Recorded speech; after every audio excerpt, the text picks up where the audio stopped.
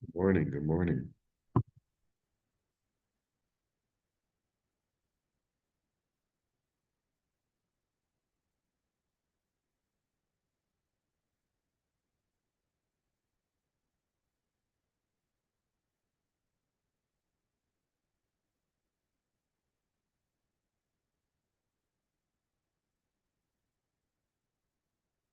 Hello.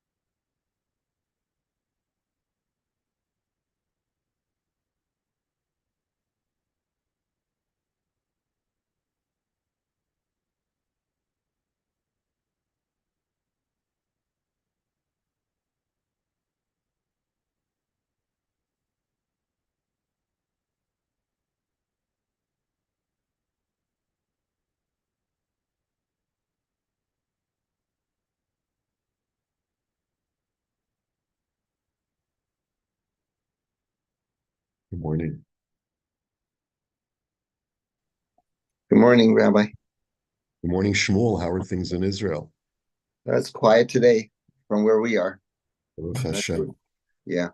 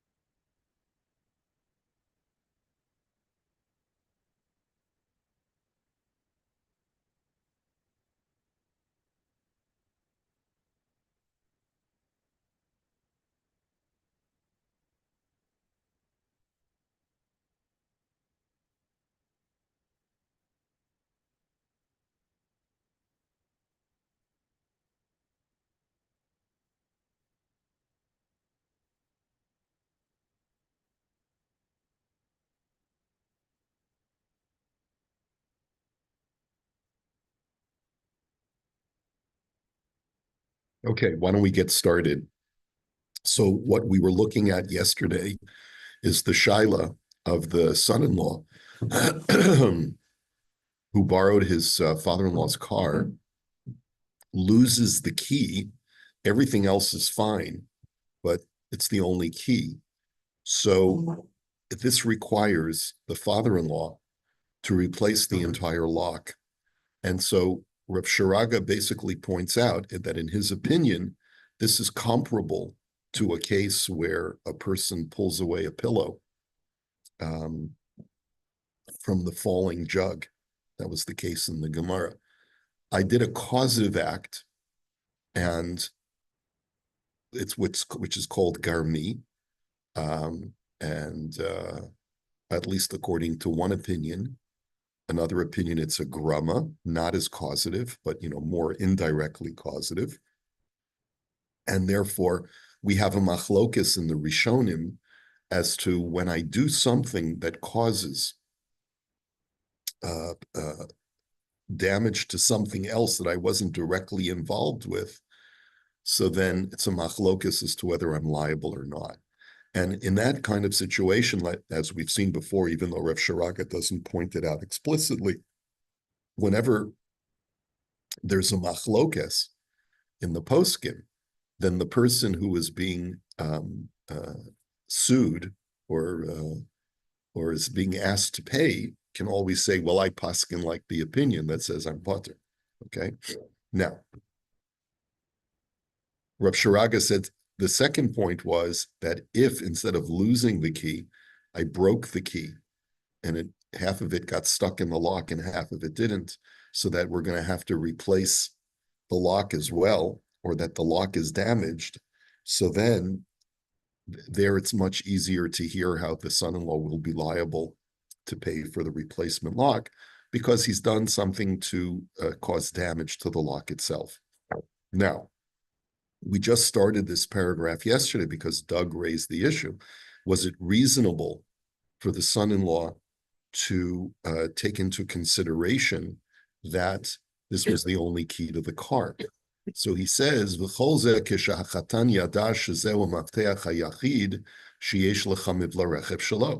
that's only assuming that the son-in-law knew that this was the only key. But if the son-in-law didn't know that,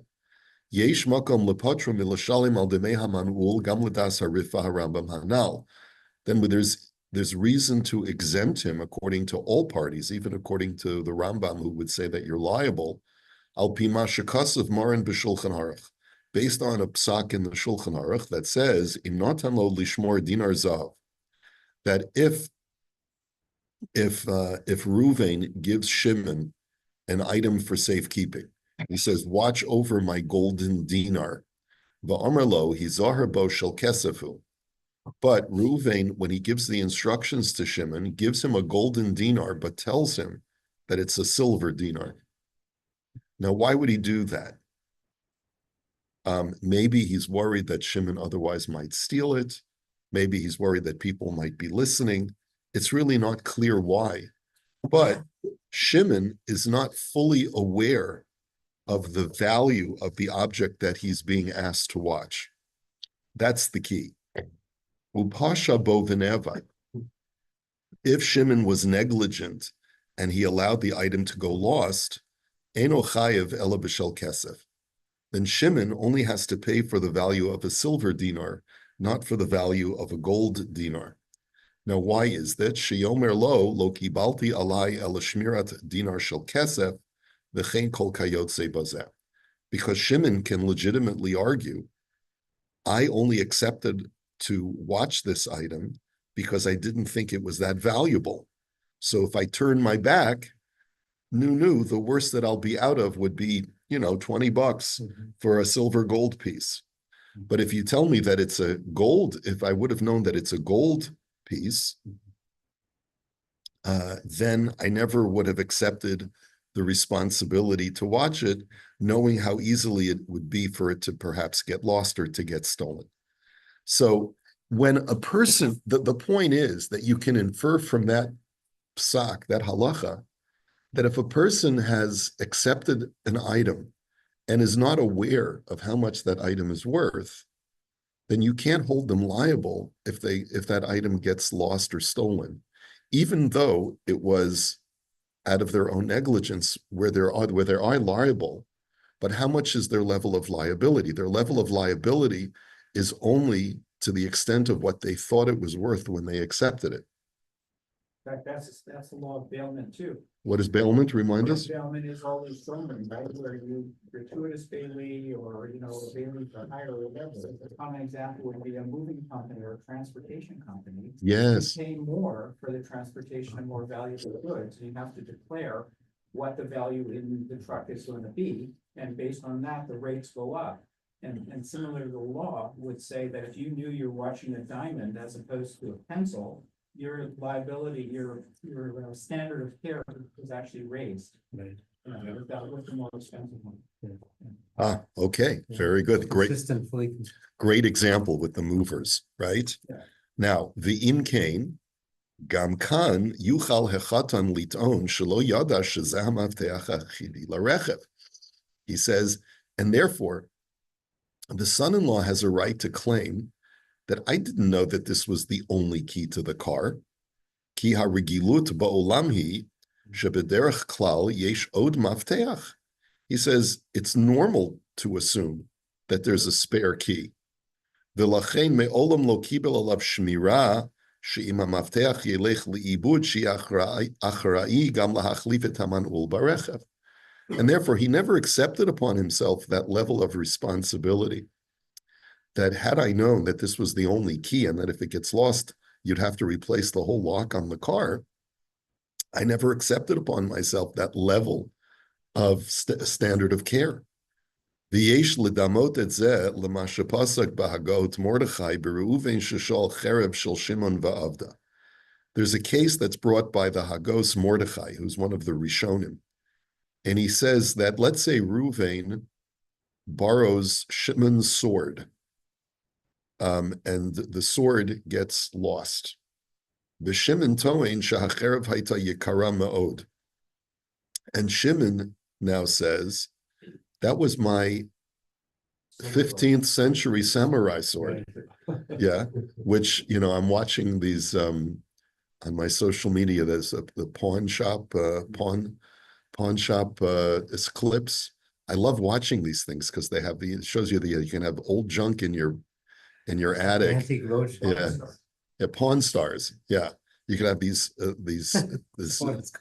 it's called Pawn Stars. Yeah, yeah. You have to be careful when you hit it off saying he bought it. It's all in the pronunciation. And it's a very endearing, kind of show because it shows the negotiation. He always brings somebody in and says, "Let me bring someone in an expert who knows about this." And with I've seen a number of the samurai swords where he brings this guy in, an Asian fellow, and there's a way to open the handle and to look at the inscription on the manufacturer of the samurai sword.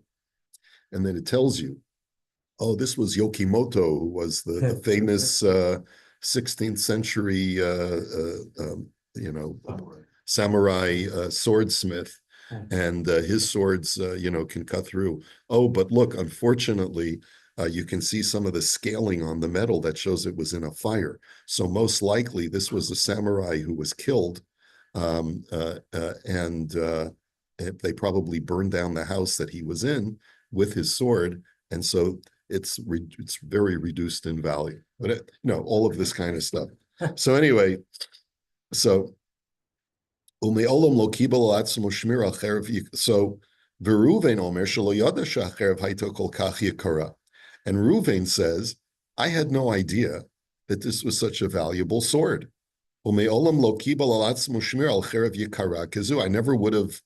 never had in mind to accept upon myself this level of liability. And therefore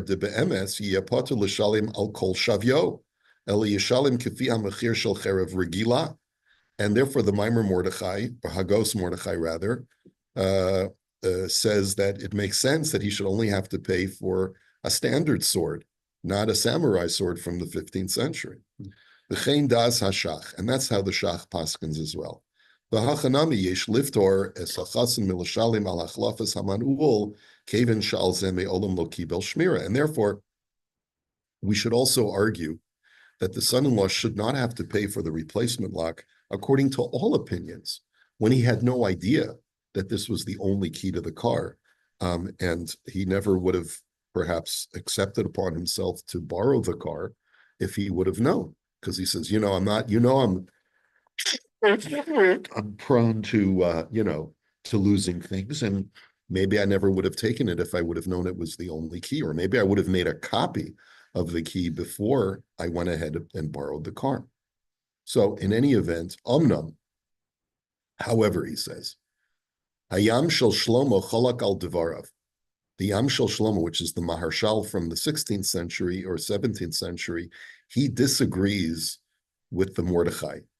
Because of Demasha Pasak HaShulchan Aruch Shashomer Potter Hainu Mishum Shomerlo, he's Zohar Bo Shel Kesefu.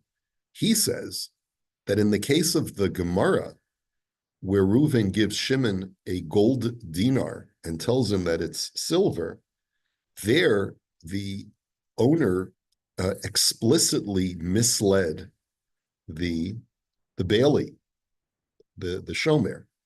Afal pishu hu shel zahav, and did not tell him that it's made of gold, but rather told him explicitly that it's made of silver. Aval, im haya mevi lo et hazahav stam beli lomar shehu shel kesef.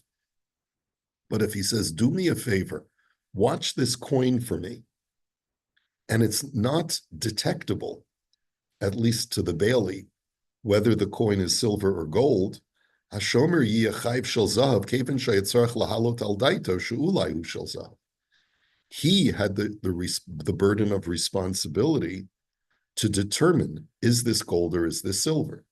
So you see, it's not exactly comparable to the case of the Shulchan Aruch. The Shulchan Aruch says that the owner deliberately deceives the bailiff and tells him it's made of silver. Maybe he's worried he wouldn't want to take that level of responsibility and he won't want to watch it. So he deliberately lies to him and misrepresents the item that is being watched. But here, shouldn't the son-in-law have asked, is this the only key?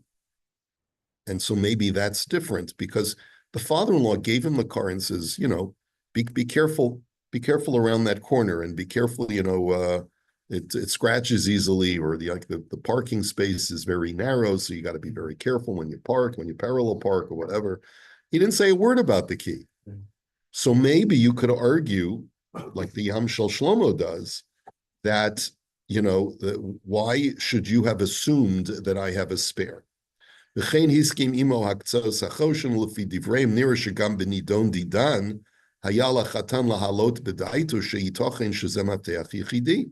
And therefore, because you have a group of poskim who side in that direction, we could say it was the son-in-law's responsibility to at least suspect or question whether this was the only key. And therefore, according to the Rambam, he would be liable to pay according to these poskim. That's surprising. Unless it's common that people would have only one key. I mean, as we said, Saraf said, most people have two keys. Most people have a spare. So to that's true. But I don't know that you could say that most is like 98%. I think that it's actually, there are probably a lot of people who only have one key to their car because they've lost their spare, or they're using their spare because they lost the main key. I would imagine that's the case. I mean, if I had lost my spare key, I probably would make a second set. You're right. But it could be that I was planning to, I didn't get around to it yet. That's why I'm not saying it's impossible, but Right. to put the onus on the borrower for someone that's kind of unusual seems. Yeah, so I don't know. That's what I'm saying. I don't know how unusual it is. And that's maybe what Rav Shirag is getting to, is that there's really two ways to look at this. But if you make it a second key, it's cheaper than if you lose both. Oh, absolutely. Because they have to replace the whole key, Absolutely. the whole lock. But if you have that's what we're talking about. This Yeah, is but- yeah. this is the tshuva that we started yesterday, where the father-in-law is saying, now that you've lost the key, I have to replace the whole lock. Yeah. And so the question is, does the son-in-law have to just pay for a replacement key, or does he have to pay for the whole lock? That's the question that we're deliberating over. Actually, in secular law, the way it would look at it would be like, I think like this, which is causation, assuming that there's substandard conduct like negligence. Causation in fact and causation in law. Causation in fact is, did the son-in-law, like but for test, but for the son-in-law's conduct, would have access to the lock? No, because but for his conduct, right, he lost the key. So then you also have to cause the damage in law, which means proximate cause, right? Which means, is it foreseeable that by acting negligently and not being able to losing the key, was that type of damage in all probability likely foreseeable? So you could say, so the standard would be probability is 51% or more, not 98%. It's 51. Is it more likely or not that, whatever. So you could say, yeah, 51% of the people maybe don't have an extra key or something, right? It's probable that if you lost this one key, that you could foresee that this damage would. Yeah, but Paul's saying the opposite. It's improbable. In other words, probably more than 50% of people do have a spare. Yeah. Okay. But it's quite interesting that many times in halacha we don't deal in percentages. Sometimes we do, but it's not that common.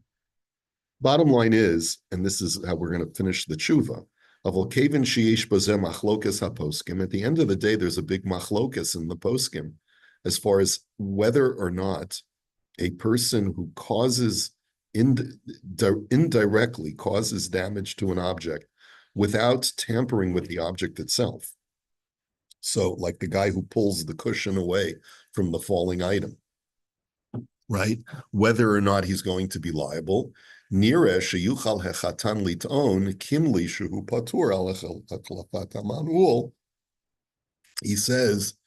I paskin like those who say that I'm potter from changing the lock. And all he has to do is pay for a replacement key. But obviously it would be better for them to come to some compromise. Because you want to love both truth and peace, as it says in the pasuk in Zechariah. So a judge, this is really what he's saying as a judge. As a judge, he's basically paskening, try to figure out some way of settling this so that the father-in-law doesn't have resentment towards his son-in-law. Because, he's got kids got to come over for Shabbos and Yantif. And if he's constantly going to be bearing this grudge against his son-in-law, it's not going to bode well for the family cohesion. So obviously you want to try and come up with some compromise.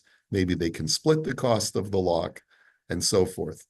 But at the end of the day, from a strict legal standpoint, the son-in-law is justified in saying, I'm not liable for the lock. Okay, let's go on to the next tshuva.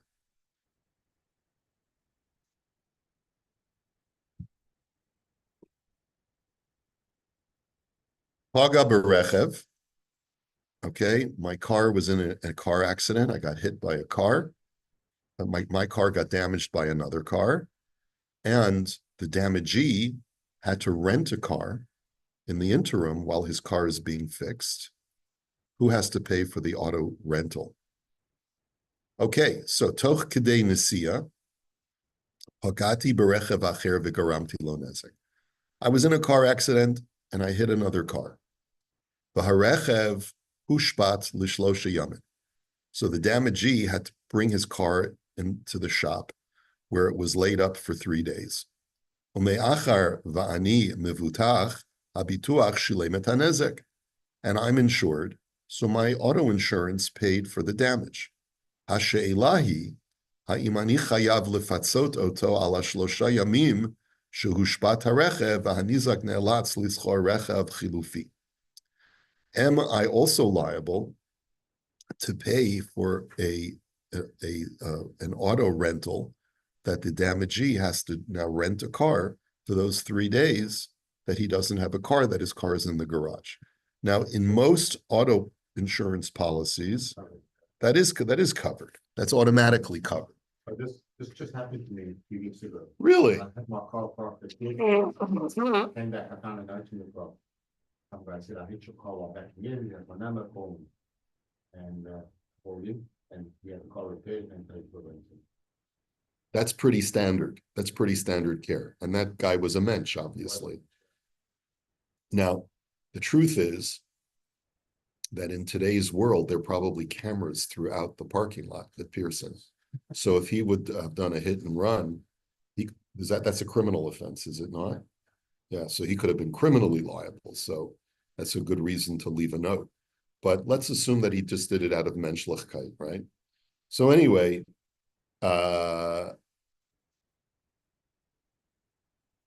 apparently in Israel, it may not be standard auto insurance, or maybe it's an option, and maybe there's maybe they give the insurer the option of either paying extra to cover car rental costs or not. I don't know.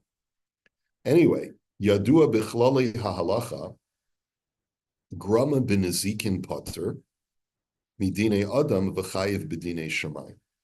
There's a general halacha as far as grama, causative damage, where I cause you indirectly out-of-pocket expense because of some damage that I've done. So the halacha is very clear. You're pater midine adam, you're exempt from being held liable in a beis din, even though you are held liable in a court in heaven. Hashem will hold you liable for having done something that causes a person out-of-pocket expense. V'chol hamavatel kiso shel chavero nikra shemazik b'gramo pater. So if I cause you financial loss, I told you the item will be ready for pickup on Monday, and Monday comes around and it's not ready. So you say, well, it's not ready on Monday. It's going to cost me X, Y, and Z if I wait another day or another 2 days. And so is that person liable for that out-of-pocket loss? And the answer is not midine adam. You can't be sued in a beis din. But will Hashem hold you liable? Potentially, if you should have been more careful or there was a way for you to avert it. I mean, obviously, let's say the auto mechanic promises you the car by Wednesday because he anticipated getting in the part by Tuesday. And then he says, well, it got held up at the border. The part was being shipped from the US and now it's stuck in customs. I can't get the part.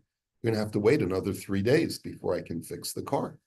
So he's not liable either. So even in that kind of situation, even midine shamayim, he would also be pater. However, in this kind of situation, where I hit a guy's car and I've caused him indirect loss of money, not just because of the damage to his car, but now he needs to rent a car and he's got out-of-pocket expenses that he has to outlay because he doesn't have a car temporarily. That's called grama. Amnam kol hamazik begrama chayev al kol panim l'shalem b'dinei shamayim. If you end up causing a person out-of-pocket expense, even though you're not liable in beis din, you'll still be liable in God's eyes. Aval beis din lo yochol l'chayev oso l'tzeis yudei shamayim. The beis din cannot coerce a person to fulfill his heavenly requirement. Now, as a matter of fact, we're going to see in a later tshuva that if a person unintentionally causes out-of-pocket loss to his friend, then even b'dinei shamayim, he's not going to be liable. But here, the person's damage was done through negligence, right? He hit the other car. So if he's clearly liable for the direct damage, then he's liable b'dinei shamayim, at least for the indirect damage. Uve'ikar din zeh, nira lidamot o l'mashakasav maran b'shulchan aruch. So he says, regarding this specific case, it seems comparable to a psak in the Shulchan Aruch. Shehevi machlokes be'inyan hasocher para, v'hapara nizoka. A guy rents a cow. So there's no case in the Shulchan Aruch of renting a car, but there is a case in the Shulchan Aruch of renting a cow. So a guy rents a cow, the cow gets damaged while under his care. Utzricha lishbos kama yamim me avodasa. And therefore, there are a number of days where the owner of the cow has to go without having the use of his cow to work his own field. Diyesh omrim de'ein hasocher mishalim al yemei ha'avoda mishum she'ein sheves bevehema v'lacheni mispat lakama yamim pater dabi grama b'nezikin v'yesh mechayvin. So the Shulchan Aruch brings a machlokes as to whether or not a person who was the shomer on this cow has to pay for the time that it took for the guy to find a replacement cow. And why is there a machlokes? When I damage a human being, there are a number of things that I have to pay for. One of them is, I think it's called workers' comp, which means that I have to pay you for your time that you have to take off from work, right? That's what's called workers' comp, right? So if, for example, I cause you damage, and through the damage, if someone, God forbid, hits someone in a vehicle, let's say, and the person has to be laid up in either the hospital or can't work because their arm is broken or their leg is broken, and therefore they can't do the work that they normally do. So then the person who caused them damage has to pay workers' comp. But there's no workers' comp entitlement to property damage. If I cause your cow damage or loss, there's no workers' comp that you now don't have use of the cow. Now, there may be in secular law, but there's not but the Shulchan Aruch basically says, some say you're putter and some say you're chayav. It's a machlokes. V'harama sham pasak b'zeh kedas hapotrin. And the Ramah paskins like those who say you're exempt. Now, why is this distinction drawn in halacha?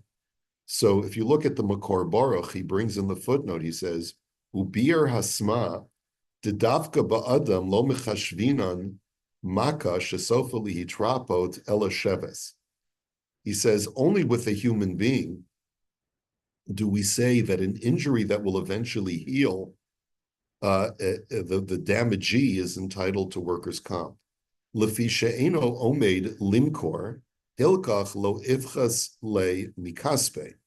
He says, because a human being is not a commodity that is sold, and therefore you only pay him for the time off that he had to take from work, but you don't have to pay him,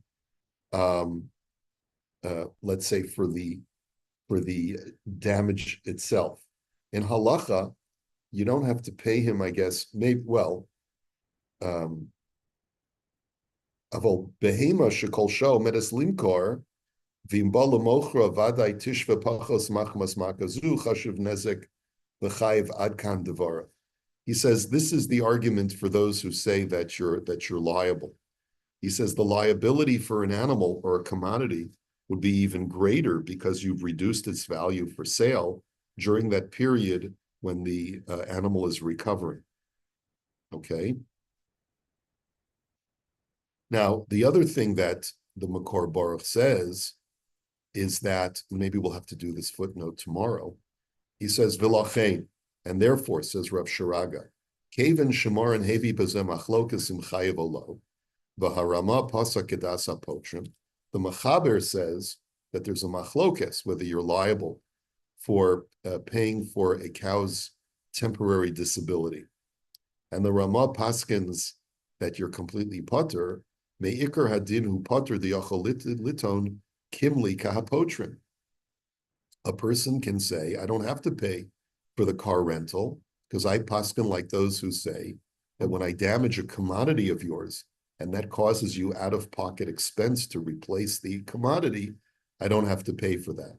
Avol min haroi li'itpasherimo kevin sheyesh mechayvim me'ikar hadin. But it is proper to come to some compromise position, because obviously there are poskim who say you're liable. And you're certainly going to have to pay midinei shamayim because the guy has incurred out-of-pocket expense. So we can't necessarily obligate you to pay in Beis Din, but the proper thing to do would be to come to some consensus. And obviously, if the standard of care in a society is that when I damage your car, I have to not only pay for the repair, but also have to provide you with a replacement vehicle while the car is being repaired, that's the standard. And that's certainly the standard in Canada, the US, and probably many other countries. So then you have to follow the standard of care. But if there is no standard, and it sounds like maybe in Israel there isn't, or there wasn't, at least when this was written, so then you should try to come to some compromise. Maybe I'll pay you for half the car, or maybe I'll only pay for a rental of a car that's, let's say, a compact car and not for a full-size sedan or whatever it is. Okay, we'll hold it here for today, and we'll do the